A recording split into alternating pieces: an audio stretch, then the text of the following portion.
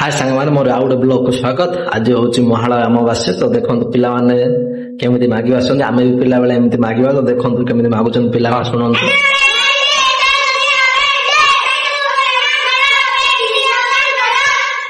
तो ये मोर कम सारी भड़ा बाहरी पड़ी मोर तो कैंटीन सामान नहीं जगार पहुंचार अच्छी। तो बाहरी पड़ी सामान सब कैंटीन सामान धरली।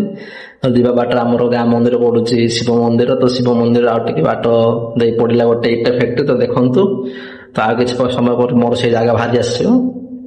तो आसिक ये पहुंची गली सामान मो अनलोडिंग करदेली। तो रखीदेली आसिक घर रिटर्न हो गली। तो बर्तमान देखो कलाहांडी मेघ उठे आम गाँव में। तो देखो यहाँ हूँ आम गाँव आलव। देखो केमी हो प्राकृतिक दृश्य वन जंगल आगे अच्छे पहाड़ पछर अच्छे पहाड़। तो वर्षा भी आरंभ हो गला। देखो वर्षा दिन केमी मजा लगे आप भी कमेंट माध्यम कहतु। ए संध्या हो गला सो संध्या समय जो गईठा खीर खाई तार मजा केमी अलग आप कमेंट माध्यम कहे। तो एक्चुअली जब आपको खाई तो कमेंट माध्यम कहतु। रही जय Jagannath. Like and share and subscribe करें।